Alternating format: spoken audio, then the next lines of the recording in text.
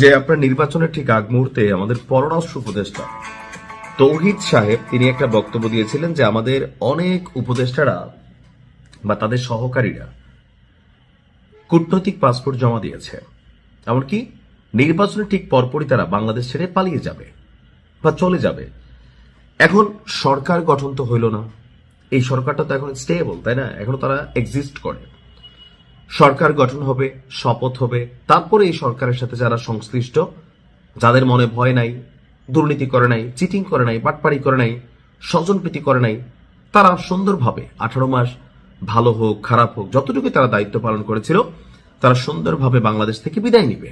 কিন্তু ঘটা শুরু হয়েছে ভিন্ন ঘটনা, অর্থাৎ তৎকালীন সময় পররাষ্ট্র উপদেষ্টা তৌহিদ তিনি যে বক্তব্যগুলি দিয়েছিলেন সেটার প্রথম জায়গাতে আমরা যার নাম পাইলাম প্রধান উপদেষ্টার বিশেষ সহকারী, অর্থাৎ ডক্টর ইউনূসের বিশেষ সহকারী ফয়েজ আহমেদ তৈয়ব। তিনি দেশ ছেড়ে ভাইগা চলে গেলেন নীরবে। ডাক, টেলিযোগাযোগ এবং তথ্য প্রযুক্তি মন্ত্রণালয়ের দায়িত্বপ্রাপ্ত অন্তর্বর্তীকালীন সরকারের প্রধান উপদেষ্টার বিশেষ সহকারী, খুবই গুরুত্বপূর্ণ বেশ কিছু সেক্টর তিনি আসলে হোল্ড করেছিলেন। এখন সূত্র বলছে সকাল 10টার দিকে, আজকে শনিবার সকাল 10টার দিকে জার্মানির উদ্দেশ্যে ঢাকা ত্যাগ করে ফেলেছেন।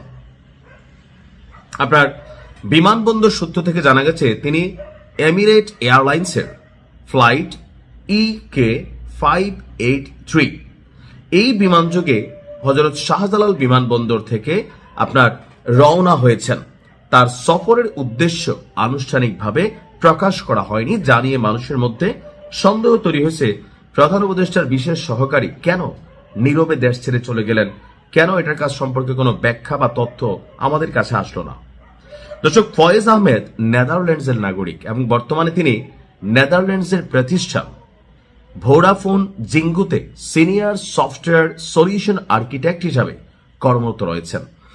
তো ওই যে অভিযোগ ছিল যে এই অন্তর্বর্তী সরকারটাই যারা চালাইছে তারা বিদেশি নাগরিকদের দিয়া এই রাষ্ট্রের মেরামত করতে চাইছে, সংস্কার করতে চাইছে। অধ্যাপক আলী রেস থেকে শুরু করে ভাই যারা বিদেশে থাকে, দেশেই থাকে না, এই দেশের সংস্কার করতে গেলে তারা আসলে কি করবে? ধরেন বাংলাদেশের সরকারি প্রাথমিক বিদ্যালয়গুলোতে উদাহরণ দিলে বুঝবেন, দেখবেন যে এখানে শিক্ষকদের সন্তানরা স্কুলে পড়ে না, ম্যানেজমেন্ট কমিটি যেটা থাকে তাদের বাচ্চারা এই স্কুলে পড়ে না, অ্যাজ এ রেজাল্ট স্কুলের পড়া ভালো না, বাথরুমগুলোতে যাওয়া যায় না, পরিবেশ খুবই নোংরা। প্রাইভেট প্রতিষ্ঠানগুলোতে তারা তাদের বাচ্চা পড়ায় যেখানে ফার্স্ট ক্লাস পড়াশোনা হয়।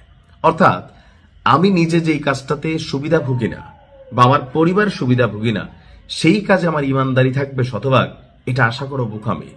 তো আমরা 2025 সালে আমরা যখন দেখলাম যে নাহিদ ইসলাম এই তথ্য প্রযুক্তি মন্ত্রণালয় থেকে পদত্যাগ করলেন, এরপর মন্ত্রণালয় খালি থাকায় 5ই মার্চ ফয়েজ আহমেদকে প্রতিমন্ত্রী পদমর্যাদায় প্রধান উপদেষ্টার বিশেষ সহকারী হিসাবে নিয়োগ দেওয়া হয়। তো তিনি আকস্মিক দেশ ত্যাগ করার পরেই মানুষের মধ্যে সন্দেহ হয়েছে যে ধান্দাটা আসলে কি করছে। দেখেন, তিনি হয়তো কোনো দুর্নীতি করেন নাই, কিন্তু এভাবে ইলেকশনের একদিন পরে দেশ ছেড়ে তিনি পালাই গেলেন। কোথায় গেলেন, কেন গেলেন, কোনো তথ্য নাই রাষ্ট্রের কাছে। ওই যে বলা হইতো যে আমাদের কি বলে যে বাণিজ্য সচিব যিনি আছেন, বাণিজ্য কি বলে উপদেষ্টা ছিলেন, তিনি কিন্তু একটা বলছিলেন বশির সাহেব যে 21 লক্ষ কোটি টাকা ঋণ করা হয়েছে। এই টোটাল টাকা কি রাষ্ট্রের কল্যাণে গেছে নাকি আসলে এরকম কোন উপদেষ্টাদের পকেটে আছে যে ডরে ভয়ে আগের থেকে লাল পাসপোর্ট জমা দিয়া ওই কূটনৈতিক পাসপোর্ট ফালাইয়া দেশি পাসপোর্ট দিয়ে দেশ ত্যাগের পরিকল্পনা ছিল? এটাই আসলে প্রমাণিত হইল।